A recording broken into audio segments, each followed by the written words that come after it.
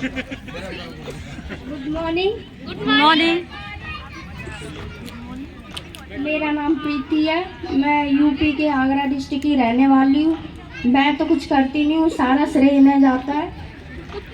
मेरा काम तो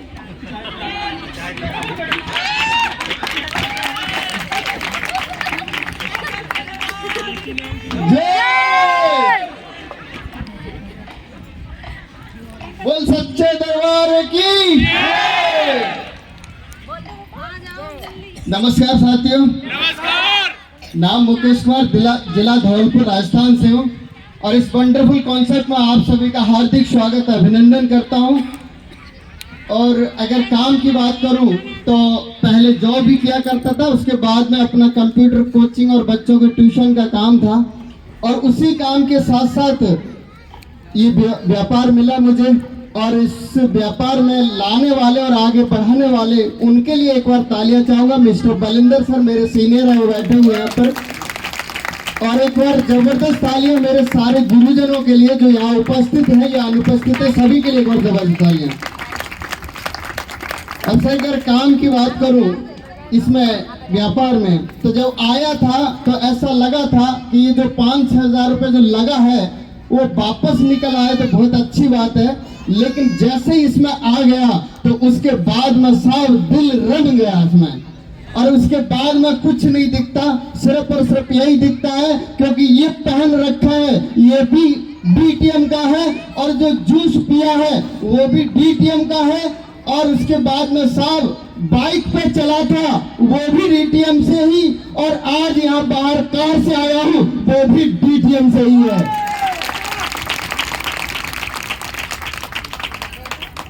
और उम्र साहब 40 की होने वाली है, लेकिन लगता नहीं है, लगता ऐसे है कि अभी भी स्कूल वाली फीलिंग आती है, बच्चों की जैसी हरकतें होती है। बिल्कुल भी बाहर निकलने के बाद ऐसा लगता है, अगर 18 साल के लोगों को देखते हैं तो हमें लगता है कि बाप रे हम 40 के हो गए और ये 40 का लग रहा है और मैं 18 का लग रहा हूँ। क्यों साहब? लोगों के अंदर जुनून ही नहीं रहा, लोगों के अंदर जिंदगी जीने की चाहत ही नहीं रही, लोगों की इच्छाएं भी दफन हो चुकी हैं, लोगों के सपने मर चुके हैं, लोगों का शरीर खत्म हो चुका है। किसकी बदौलत? सबको पता है कि खाने के लिए यूरिया खा रहे हैं, पीने के लिए पानी फिल्टर करना पड़ रहा है। लोग दही फिल्टर करके उसमें मक्खन खाते थे, लोग पानी फिल्टर करके पीते हैं आजकल। बच्चा कुछ नहीं है साहब, 20 साल के लोग रोगी हो चुके हैं, भयंकर भयंकर। और हम तो जब जाके मिलते हैं ना साहब, हर तीसरे घर में जाने के बाद चौथे घर में जाते हैं, लोग बीमारियों की लाइन लगा के बताते हैं, साहब मेरे को पथरी हो गई है, साहब मेरे को ये हो गया, साहब मेरे को वो हो गया। और साहब अगर हम बताएं कि भाई साहब ये सब तो मालिक की वजह से है, जो भी है, लेकिन सुधार कुछ तो कर सकते हैं। बोले साहब क्या करें? अरे कुछ मत कर, कम से कम एक एलोवेरा तो पी ले। कहता है भाई साहब कितने की बोतल है? मैंने कीजिए 800 की है, तो पर इसके साथ 1-2 और मिला के दे देंगे, 5-6 हजार हो जाएगा। बोले भाई साहब 800 की नहीं 1800 की पी लूंगा, लेकिन ठेके से पी लूंगा।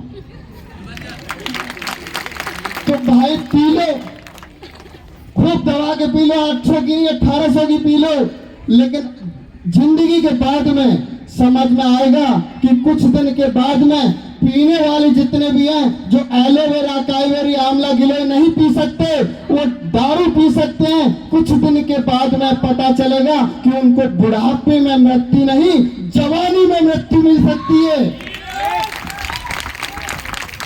और बहुत सारे लोग बोलते हैं कि साहब कुछ बेचना भी पड़ता है क्या इसमें? हमने कहा साहब बेचना तो पड़ेगा। क्यों? क्योंकि बचपन में हमारे पिताजी को देखा था, वो दूध बेचते थे भैंसों का, अनाज बेचते थे खेतों का, और अगर वो नहीं बेच पाए तो हमने कुछ और बेचने के लिए सोचा है। हमने एलोवेरा ही बेच दिया।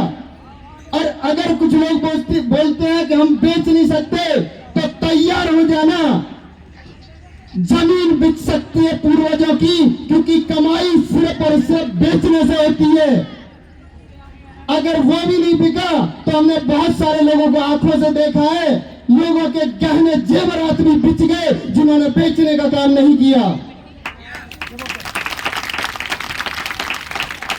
और जो दोस्त हमें बोलते थे कि भाई साहब मत कर, इससे कुछ नहीं होगा, और जब शादी के घर में नंबर आया, बहुत सारे लोगों को देखा हमने, और वो कहे कि भाई साहब बेटी की शादी करनी है, 8 लाख रुपए चाहिए, तब जाके कहेगा कि एलोवेरा बेचने की तो मना कर रहा, लेकिन फिर पूछेगा कि शादी करने के लिए तेरे पास जमीन प्लाट कुछ है क्या? बोला है, बोला 1 बीघा बेच दे फिर शादी कर दीजिए।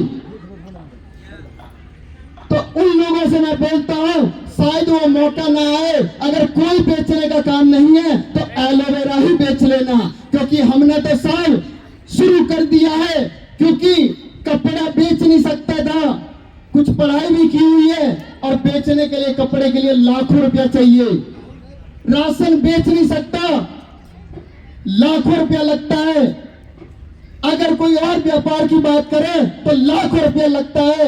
अरे साहब 5-6 हजार रुपए का प्रोडक्ट लेके अगर इसे ही बेच सकते हो तो जिंदगी में कुछ और बेचने की जरूरत नहीं पड़ेगी आपको। तो हमने तो शुरू कर दिया साहब, एक ऐसा आदमी जो बाइक लेने की औकात नहीं रखता, मोबाइल भी फाइनेंस में लेता था, वो आदमी कार भी खरीदने के लिए गया तो लोन नहीं लिया, कैश पे करके लिया था।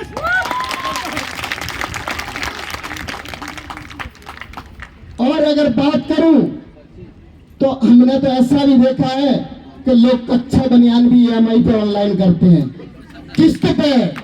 मोबाइल को तो छोड़ो, घर में 2-2 हजार रुपए की मिक्सी है, उसकी भी हमने लोगों को देखा है कि उसकी किस्त लगवा के खरीदते हैं।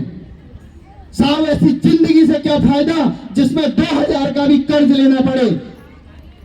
और बहुत सारे लोग बोलते हैं, जो बोलते क्या है सिस्टम तेरा, अरे सिस्टम समझ में नहीं आ रहा साहब, जिस दिन समझ में आ गया उस दिन वहां नहीं होंगे, उस दिन यहाँ होंगे, और उस दिन बाइक या पैदल नहीं होंगे, उस दिन कार में होंगे।